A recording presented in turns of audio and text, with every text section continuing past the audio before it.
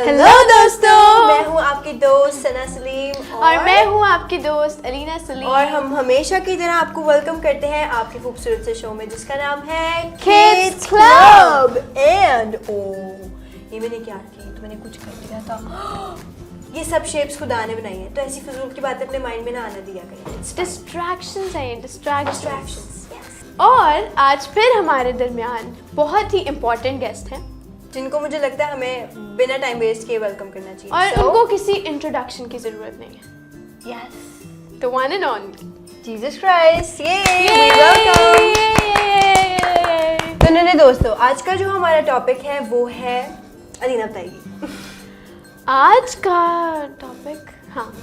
Topic है कि हमें उस सिचुएशन में क्या करना चाहिए जब हमें बहुत ज़्यादा टेंशन हो, बहुत ज़्यादा हम किसी चीज़ के बारे में वरिड हों प्लस एंशियस हो, एंजाइटी। ठीक है, तो टेंशन का सिंड्रोम क्या है?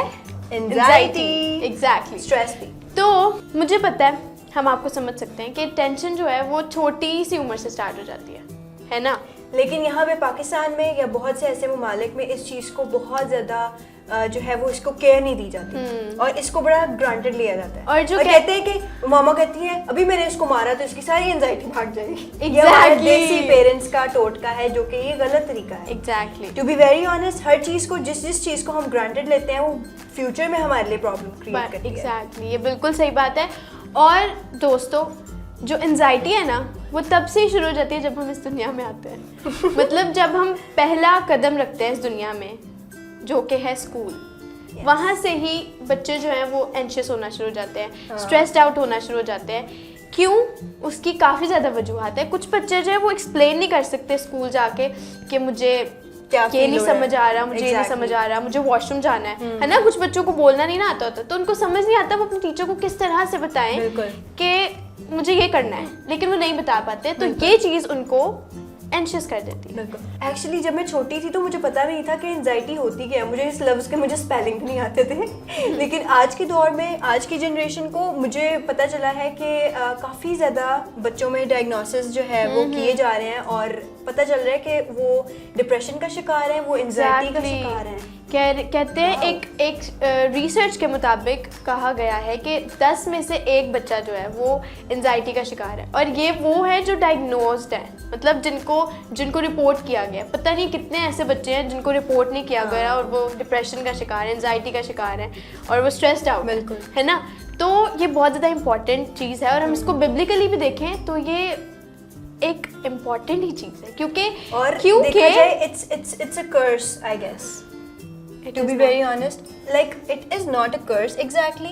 लेकिन इतने छोटे बच्चों में डिप्रेशन, इतने छोटे बच्चों में स्ट्रेस, ठीक है, इसका क्या मतलब है कि हम अनगॉडली वर्ल्ड में हैं और उसके काफ़ी साइड इफेक्ट्स हैं, ठीक है, जो हमें। तो मूविंग ऑन, हम बहुत ज़्यादा बातें करते हैं, हमारे दोस्त भी बहुत परेशान हैं हमसे, तो हम चलते हैं अपने पहले सेगमेंट की तरफ जो कि है वर्शिप का। Let's go. वेलकम दोस्तों, वर्शिप के सेगमेंट में आपका वार्म वेलकम। और आज हम एक और सॉन्ग इंट्रोड्यूस करवाएंगे आपको। शायद आपने सुना हो लेकिन हम भी सुना देते हैं, कोई बात। और ये आज के हमारे टॉपिक से काफ़ी रेलेवेंट है और आप लोगों को बहुत अच्छा लगेगा। I walk by faith, each step by faith, to live by faith, I put my trust in you. I walk by faith, each step by faith, to live by faith, I put my trust in you. Every step I take is a step of faith. No matter form against me shall prosper. And every prayer I make is the prayer of faith. And if my God is for me, then who will be against me? I walk by faith, to step by faith, to live by faith, I put my trust in you. I walk by faith, each step by faith, to live by faith, I put my trust in you.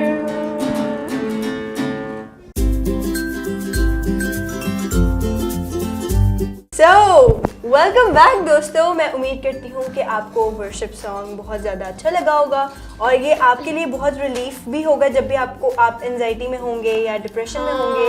तो actually खुदा का कलाम आपको, और जब ये music में होगा खुदा का कलाम तो और भी मजा आएगा। Exactly, ये बहुत अच्छा तरीका है जब टेंशन हो रही हो ना कि और यही एक्चुअली मेरा नेक्स्ट पॉइंट है। बिल्कुल मेरा ये है। Sorry for cutting you of every time Alina, लेकिन मुझे बहुत जल्दी होती है एवरी टाइम। तो मेरा एक्चुअली जो नेक्स्ट पॉइंट है वो भी इसी से रेलिवेंट है कि व्हेनेवर यू फील डिप्रेस्ड और स्ट्रेस तो आप खुदा के कलाम में ज़्यादा टाइम स्पेंड करें। If you can't read it, if you don't want to read it, just listen to it. Trust me, एक अच्छा म्यूजिक, वो भी स्पेशली जब आप गॉस्पेल सॉन्ग सुनते हैं। गॉस्पेल सॉन्ग्स में कितनी वर्सेटैलिटी है, राइट? हम लोग, मैं टू बी वेरी ऑनेस्ट, मेरी भी एक प्लेलिस्ट है, अलीना की भी होगी फॉर श्योर। और हम लोगों के लिए मुझे लगता है कि जो मुझे परफेक्ट म्यूजिक कहीं पे अगर मिलता है तो वो है गॉस्पेल सॉन्ग्स। ठीक है, कि खुदा का कलाम भी उस अच्छे लिरिक्स के साथ, अच्छी कॉम्पोजिशन के साथ अगर आपको परफेक्ट सॉन्ग मिल रहा है तो आप सॉन्ग्स क्यों सुनोगे? वो लदा बात है, कभी आपका कभी हो जाता है, आप दोस्तों में बैठे हो, आप जैम करते हो, इट्स फाइन, लेकिन जब आपको पीस चाहिए तो सिर्फ गॉस्पेल सॉन्ग्स। दैट्स राइट, खुदा के कलाम से भरे हुए सॉन्ग्स। एग्जैक्टली, हम एंजाइटी पे बात कर रहे हैं, वरी, टेंशन पे। तो हम अज्यूम कर लेते हैं कि वरी और एंजाइटी जो है वो दो अगली कैरेक्टर्स हैं, ठीक है, बहुत गंदे, जो अपना फुल, जिसे कहते हैं ना, जोर लगा रहे हैं हमारे दिल और जहन में आने के लिए, ठीक है। और अगर उनको हमारे दरवाजे, दिल के दरवाजे में एक स्टेप इन करने का मौका मिल जाता है तो मतलब you're gone, you're doomed। मतलब आप, जिसे कहते हैं ना, आपकी रातों की नींद उड़ जाएगी, आपकी खुशी चली जाएगी, लाइक एंजाइटी। इन शॉर्ट आप पीसफुल नहीं रहेंगे, आपका पीस चला जाएगा। दैट्स राइट, आप पीसफुल नहीं रहोगे, ठीक है। तो एक दो की पॉइंट्स हैं जो हमें सना दीदी बताएंगी कि हमें क्या करना है जब ऐसा हो, जब हमारे डोर पे नॉक करे एंजाइटी, वरी या टेंशन, तो हमें क्या करना चाहिए? ये मैं आपको ज़रूर बताऊंगी, बिल्कुल बताऊंगी, लेकिन मैं थोड़ा सा सस्पेंस बरकरार रखूंगी। और अभी चलते हैं हम अपने नेक्स्ट सेगमेंट की तरफ जो कि है क्विज का। तो चलते हैं और सीखते हैं कि अलीना और मैं आपके लिए क्या लेकर आए हैं। Let's go.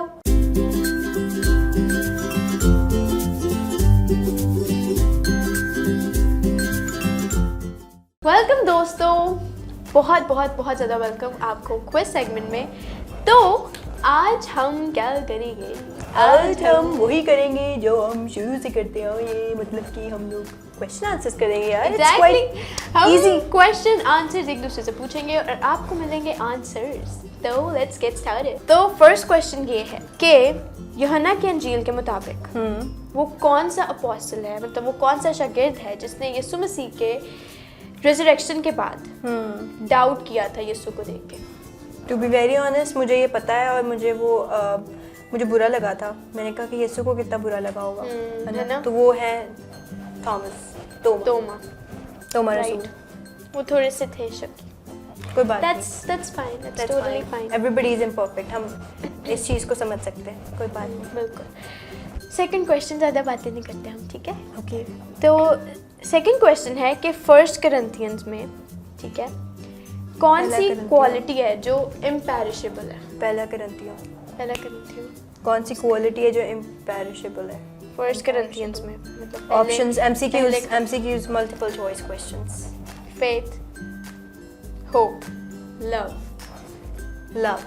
क्योंकि इसने जो बोल दिया ना, ऑप्शंस बोल दिए, वो इजी हो गया मेरे लिए। ईमान, उम्मीद और मोहब्बत तीनों दायमी है, लेकिन अफजल इनमें मोहब्बत है। That's so right. it's love।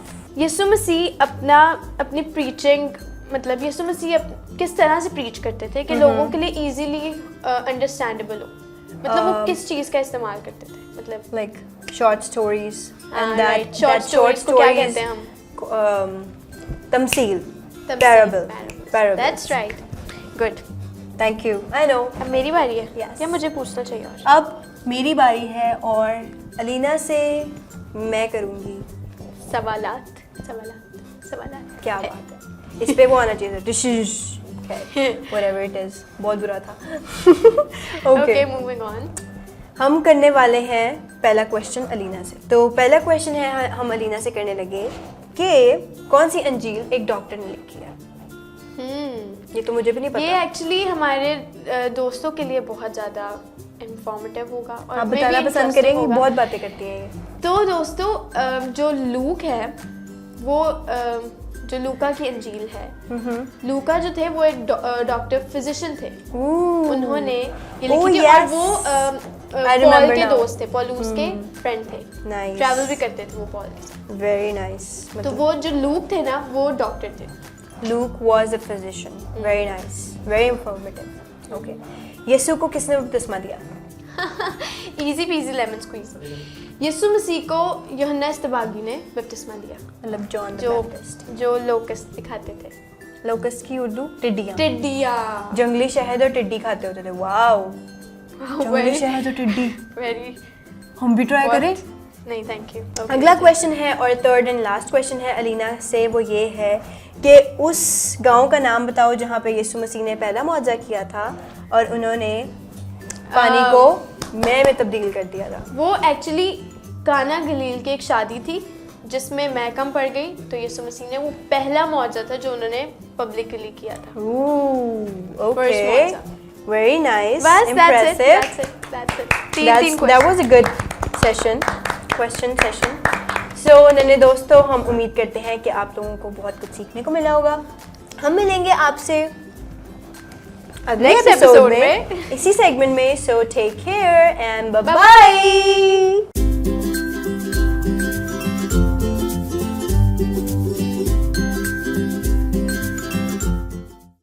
Welcome back दोस्तों, होपफुली आपको मज़ा आया होगा।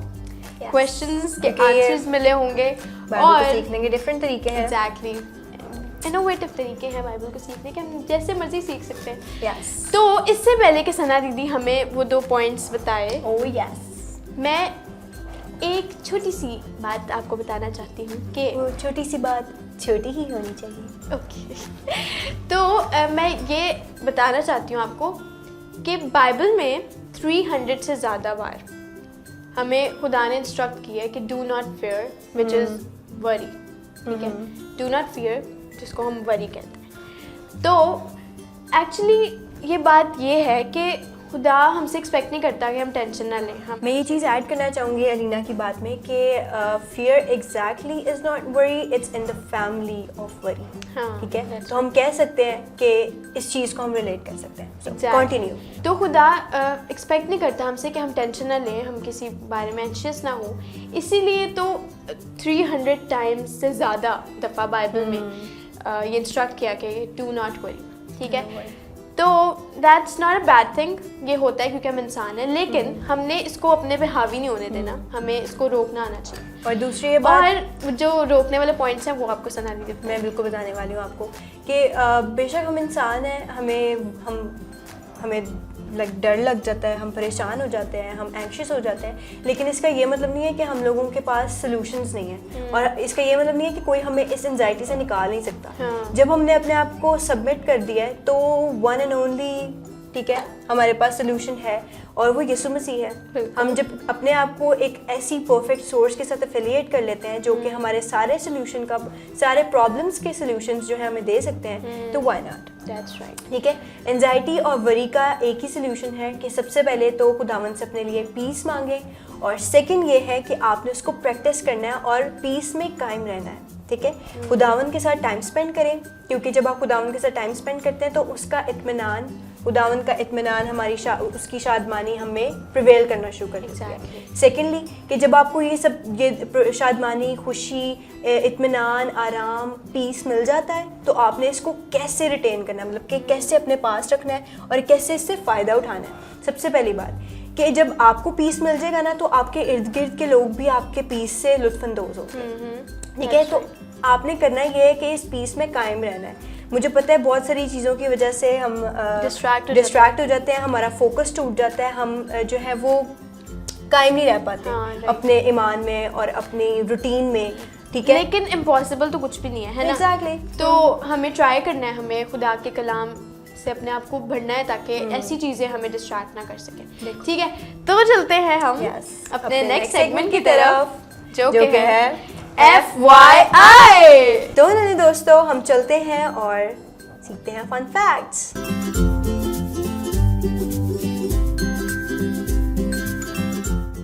हेलो दोस्तों, हम आपको वेलकम करते हैं FYI में, जिसका मतलब है For your information। और इसमें हम लेके आए हैं आपके लिए फन फैक्ट्स। तो सीखते हैं फिर फन फैक्ट्स। पहला फन फैक्ट जो कि एनिमल फैक्ट है वो ये है कि डॉल्फिन्स जो है वो अपना जब वो सोती हैं तो उनका आधा दिमाग जो है वो बंद होता है और आधा दिमाग जाग रहा होता है। लाइक आधा दिमाग सो रहा होता है और आधा दिमाग जाग रहा होता है। वो आधा दिमाग इसलिए जाग रहा होता है ताकि वो जो शिकारी हैं और प्रेडेटर्स हैं उनसे बच सकें और अपने आप को प्रोटेक्ट कर सकें। सेकंड फैक्ट जो कि वो भी एनिमल फैक्ट है वो ये है कि elephants are the only animals on earth जो कि जंप नहीं कर सकते क्योंकि वो बहुत मोटे होते हैं और वो जंप नहीं कर सकते। और अगर सोचो अगर वो जंप करें तो वो सारी धरती हिला दें और हम लोग सारे, और मेरे ख्याल से अगर आधा अर्थक्वेक का वो बढ़ जाएगा ना रेशो तो वो एलिफेंट्स की वजह से बढ़ेगा अगर वो जंप करना शुरू कर देंगे। और बाकी फैक्ट्स अलीना बताएगी। तो पहला फन फैक्ट है एक्चुअली बायोलॉजी फैक्ट्स है। ओके, लेकिन ये मजे के हैं। What is biology? We don't know biology, we no need science. I mean we want science, we know science. We know science. अच्छा, जो पहला है बहुत इंटरेस्टिंग है कि जो हमारी आंख है, आंख ओके, जो हमारी आंख है वो 2 मिलियन वर्किंग पार्ट से कंप्राइज करती है। लाइक वो बनी है 2 मिलियन वर्किंग पार्ट से। ओके, लाइक कितनी छोटी आंख है और हम कह सकते हैं इसके लिए 2 it is the most million. sensitive part of a human body, like right. और सेकंड फन फैक्ट है कि जब इंसान पैदा होता है ना तो उसके अंदर 300 बोन्स होती हैं। यानी जब आप एक न्यूबॉर्न बेबी को देखो ना तो आप ये कह सकते हो कि वाह यार 300 हड्डियां इसमें और इतनी सी छोटी सी जान। छोटी सी जान। लेकिन जैसे जैसे हम बड़े होते जाते हैं वो हड्डियां फ्यूज होती जाती हैं और एट लास्ट हमें 206 हड्डियां रह जाती हैं। अब हमें 206 हड्डियां हैं गाइस। तो ये थे फन फैक्ट्स, होपफुली जो कि बहुत इंटरेस्टिंग थे, बहुत फैसिनेटिंग थे। ये मुझे 300 हड्डियों वाला बहुत अच्छा लगा। लाइक कैसे फ्यूज होती हैं हड्डियां और फिर एग्जैक्टली करते कराते प्लस आंख वाला भी इतना मजे कि इतनी छोटी सी हमारी आंख है और उसमें 2 मिलियन वर्किंग पार्ट्स हैं। वाओ, खुदा कितना अजीम है ना। How He is great the his best artist. Yes, He is the best artist. he is the best artist. तो होपफुली मजा आया होगा। बिल्कुल मुझे बहुत मजा आया और यकीनन आपको भी आया होगा। हम आपसे मिलेंगे अगले एपिसोड में, तो तब तक अपना ढेर सारा ख्याल रखिए। Bye bye.